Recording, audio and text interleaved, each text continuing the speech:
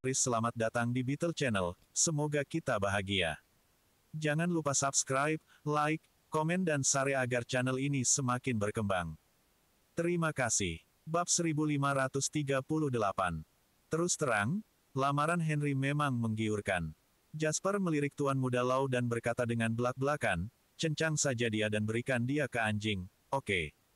Henry tampak terkejut. "Kau sangat kejam. Aku bahkan tidak bisa melakukan itu."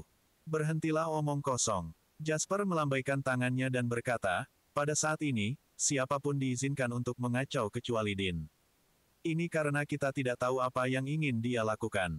Lalu haruskah kita membiarkannya terjadi?" Henry bertanya dengan sedih. Dalam pandangan dunia Tuan Muda Lau, hanya ada dua solusi untuk Dean memainkan pengkhianat di tim mereka, menjatuhkannya dan melemparkannya ke dalam gua, atau melemparkannya langsung ke sungai untuk memberi makan ikan. Metode yang dia pilih akan tergantung pada tingkat keparahan masalah dan latar belakang keluarga pihak lain. Dia juga perlu mempertimbangkan apakah dia bisa menutupinya setelah pihak lain dinonaktifkan. Adapun opsi ketiga, tidak ada hal seperti itu. Kecuali Tuan Muda Hukum tiba-tiba mengalami perubahan kepribadian.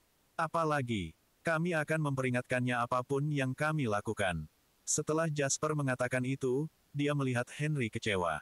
Dia tersenyum dan berkata, "Tapi jangan berkecil hati. Setidaknya ada kabar baik bahwa pada dasarnya kami telah mengkonfirmasi bahwa Dean bermasalah. Karena kami telah mengkonfirmasi ini, maka kami akan siap tidak peduli apa yang dia lakukan di masa depan." "Baiklah, itu adalah idemu. Saya akan meminta anak saya untuk menemukan cara untuk merekam percakapan antara orang tuanya dan Dean nanti. Kemudian, saya akan melihat apakah saya dapat menemukan sesuatu." Henry mengusap dagunya dan berkata, "Kalau begitu aku akan menyerahkan ini padamu," kata Jasper sambil tersenyum. "Apakah kamu memperhatikan sesuatu yang salah?" tanya Henry tiba-tiba. "Maksud kamu apa?" Jasper mengerutkan kening. Meskipun Henry tampaknya seorang hedonis yang menganggur, dia adalah orang yang sangat pintar. Meskipun demikian, sejauh ini dia tidak menggunakan kepintarannya dengan cara yang benar. Namun, begitu dia memiliki idenya sendiri, bahkan Jasper akan kagum pada pria itu.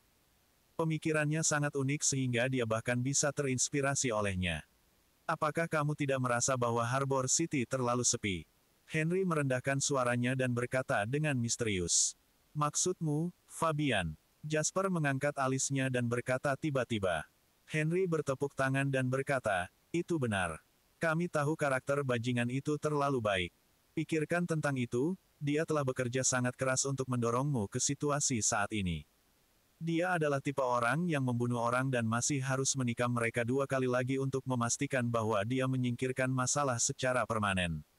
Bagaimana mungkin dia tidak mengambil kesempatan ini untuk menyebabkan lebih banyak masalah bagimu?" Mata Henry bersinar dengan kebijaksanaan saat dia berkata, "Saya pikir bajingan ini menggunakan taktik penyergapan yang sama dengan yang saya gunakan sebelumnya. Dia dalam tahap tidak aktif sekarang. Pertama, saya akan mencari tahu kapan dan di mana si idiot yang menyinggung saya akan muncul, mencari tahu polanya, dan kemudian saya akan mendapatkan geng saya dan membawa senjata untuk menghentikannya secara diam-diam di sepanjang jalan. Ketika saya akhirnya muncul di depannya, saat itulah saya akan memukul kepalanya dengan tongkat saya." Henry menatap Jasper, yang tampak serius, dan tertawa, "Apakah deskripsi saya cukup jelas?" Jasper menyipitkan matanya dan berkata kepada Henry, "Apakah menurutmu Dean mungkin berhubungan dengan Fabian?" Henry tercengang. Dia menggaruk kepalanya dan berkata, "Aku benar-benar tidak memikirkan ini." Dengan embusan napas lembut, Jasper menggosok pangkal hidungnya dan berkata, "Kita perlu waktu untuk memastikan masalah ini, tapi kau memang mengingatkanku akan hal itu. Selama ini, perhatian saya sepenuhnya tertuju pada pasar saham dan saya tidak lagi waspada terhadap Fabian. Untungnya, Anda mengingatkan saya tepat waktu." Henry merasa sombong ketika mendengar kata-kata ini. "Bapak, lain." Jake mengetuk pintu dan masuk untuk menyela pembicaraan. "Transaksi telah dimulai. Ayo keluar." Jasper untuk sementara menepis pikiran di benaknya, berdiri, dan berkata. Setelah Dow Jones Index ditutup, hari perdagangan kedua resmi dimulai. Begitu dia tiba di aula perdagangan, Jasper mendengar suara-suara dan keyboard intensif berbunyi. Sejujurnya, Dia lebih menyukai apa yang dia lakukan sekarang daripada berkelahi dengan orang-orang seperti Fabian. Di layar lebar, ada cuplikan dari pusat-pusat di Waterhoof City dan Harbor City di kedua sisi. Di dalam pusat di Waterhoof City, Lord Alvarado juga hadir kali ini. Keduanya saling memandang melalui layar dan saling tersenyum. Tidak ada yang menyebutkan pengalaman tidak menyenangkan kemarin. Mereka semua sudah dewasa, dan mereka tahu bagaimana menyembunyikan emosi mereka. Kaiden masih bertanggung jawab atas Harbor City. Meskipun Kaiden sangat sibuk, dia tidak punya pilihan. Konfrontasi dengan Quantum Fan adalah hal terpenting saat ini, jadi Kaiden telah membatalkan semua perjalanan pribadinya. Dia juga akan menggunakan siang hari untuk menangani tugas-tugas resmi yang mendesak yang harus ditangani secara pribadi oleh dirinya sendiri. Sejujurnya, dia tidak lebih baik dari Jasper. Semuanya, setelah jam perdagangan berakhir kemarin, kami merundingkan pengaturan tindakan hari ini. Namun, Lord Alvarado tidak ada di sana pada saat itu. Sekarang, saya ingin bertanya kepada Lord Alvarado, apakah Anda memiliki pendapat yang berbeda? Lord Alvarado tampak seperti orang yang berbeda di layar. Dia mengangkat bahu dan berkata dengan tenang, saya tidak punya oposisi. Jasper berbicara setelah mengangguk, baiklah, karena semua orang tidak memiliki pendapat lain, maka hari ini saya akan menerapkan keputusan yang saya perkenalkan sebelumnya. Dalam proses ini, kerja sama mutlak dari dua pusat di Waterhoof City dan Harbor City adalah yang terpenting. Harap dipahami juga bahwa Nauritus City menyadari kerugian dan tekanan Anda, dan kami tidak akan dengan sengaja mengkhianati atau mengabaikan salah satu pihak. Kami akan menggali kuburan kami sendiri jika kami melakukan itu. Tapi sama halnya, pastikan untuk bekerja sama denganku. Musuh terlalu kuat dan jika kita memiliki perselisihan internal lagi, maka kita bisa menyerah pada pertempuran ini. Semua orang tahu dengan siapa Jasper berbicara dan mereka semua berbagi pemahaman diam-diam. Sementara itu, Lord Alvarado tetap terlihat santai dan kasual. Tidak hanya dia tidak menunjukkan ketidakpuasan, tetapi dia juga yang pertama berbicara setelah Jasper selesai berbicara. Ya, saya sangat mendukung ini. Pada saat ini, aliran data padat di layar tengah yang besar mulai disegarkan. Jumlah yang tak terhitung jumlahnya yang mewakili kekayaan besar terus berubah. Setiap persentase berarti aliran kekayaan puluhan miliar dolar. Jasper menarik napas dalam-dalam dan berkata, baiklah, mari kita berdagang. Hari perdagangan kedua penuh permusuhan sejak awal. Konfrontasi antara ibu kota Summerland dan ibu kota Wall Street, yang telah menarik perhatian global sejak detik pertama hari perdagangan kedua, membuat orang-orang di seluruh dunia yang menyaksikan indeks Dow Jones tidak menyadari ketegangan dari hari sebelumnya. Kantor pusat Bank Pembangunan Eksternal Summerland di Waterhoof City. Tony memegang cangkir teh dan melihat informasi transaksi di layar komputer dengan tatapan yang dalam. Bab 1539. Di ruang konferensi besar ini ada lebih dari selusin komputer. 2-3 orang duduk di depan setiap komputer. Bukannya Bank Pembangunan tidak punya uang untuk melengkapi setiap orang dengan komputer, tetapi 2 atau 3 orang ini memiliki tugas dan tugas mereka sendiri untuk diselesaikan. Oleh karena itu, mereka perlu bekerja sama. Bapak, Pratt, semuanya tidak beres. Seorang pemuda berkacamata setebal bagian bawah botol bir, yang sedang duduk di depan komputer terdekat dengan Tony, mengangkat kepalanya dengan ekspresi gugup dan serius. Begitu Quantum Fund dibuka hari ini, tujuan mereka sangat jelas. Mereka melancarkan serangan paling ganas terhadap semua posisi JW Foundation. Saat ini, JW Foundation berada di bawah tekanan besar. Menurut pra-analisis kami, memang mungkin bagi Quantum Fund untuk melakukannya. Ada dua pilihan jika kita menggabungkan kinerja JW Foundation kemarin dengan respon terbaik yang kita antisipasi. Entah untuk sementara meninggalkan sebagian dari posisi mereka untuk saat ini, atau melakukan lindung nilai Quantum Fund pada sektor yang keduanya perjuangkan paling agresif. Dua pilihan ini masing-masing memiliki pro dan kontra, tetapi JW Foundation telah membuat pilihan ketiga. Tony memperhatikan data transaksi sambil mendengarkan laporan bawahannya. Untuk dapat menjabat sebagai sekjen di sebuah bank sepenting Bank Pembangunan, Tony tidak hanya perlu menggunakan cara-cara politik tetapi juga membutuhkan keterampilan profesional yang sangat mengesankan. Dia segera memahami situasi saat ini. Dengan sedikit mengernyit, Tony berkata, Jasper tidak peduli dengan posisi yang diserang, tetapi dia malah menyerang base camp Quantum Fun. Betul sekali. Pemuda itu berdiri dan berjalan ke komputer yang terletak di depan Tony. Kemudian, dia menggunakan keyboard dan mouse untuk membuka grafik perdagangan dan berkata, ini adalah pasar saham Bank Investasi Awam.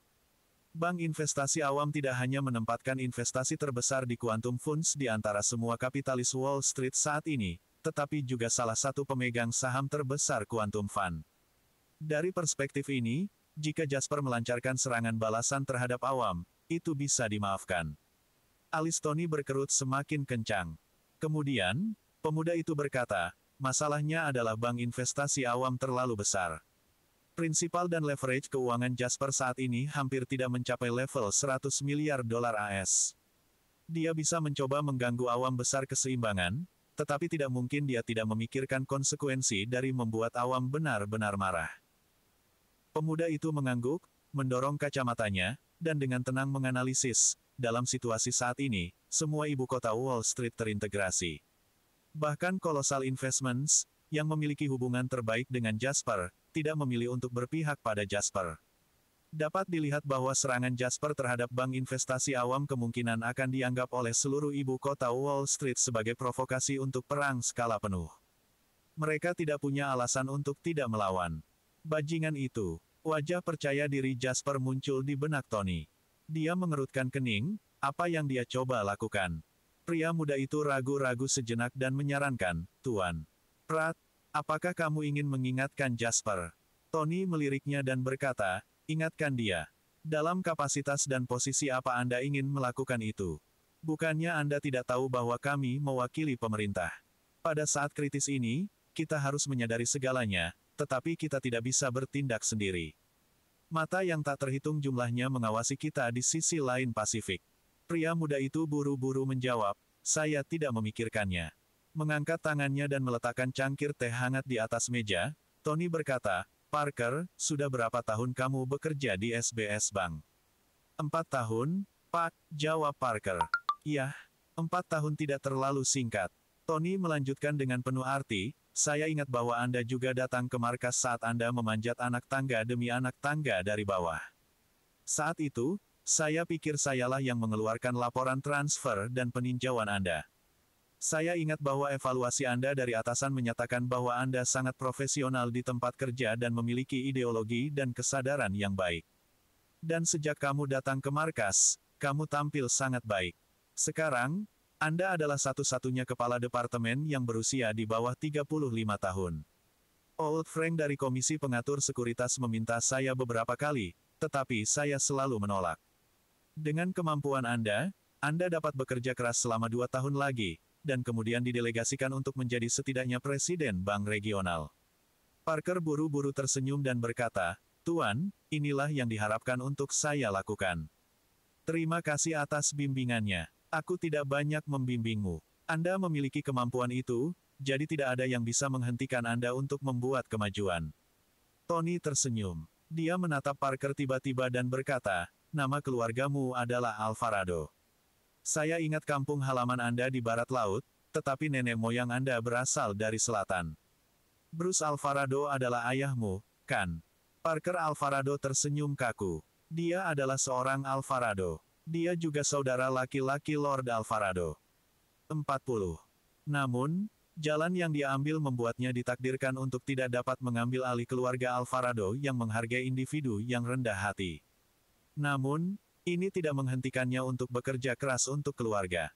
Di tempat kerja, dia selalu mengingat instruksi leluhur keluarga, dan sangat sedikit orang yang tahu identitas aslinya. Tony tahu itu, tapi dia tidak terkejut. Lagi pula, untuk orang-orang setingkat Tony, banyak yang disebut rahasia sebenarnya bukan rahasia. Terlebih lagi, sebagai bos langsungnya, ini adalah sesuatu yang pasti akan diketahui Tony. Iya, Pak, Parker mengakui, menguatkan dirinya. Kakakmu bekerja sama dengan Jasper, dan kamu di sini dengan pekerjaan penting. Etika mendikte bahwa Anda tidak boleh menyentuh hal-hal ini untuk menghindari kecurigaan. Tony menyatakan dengan tenang.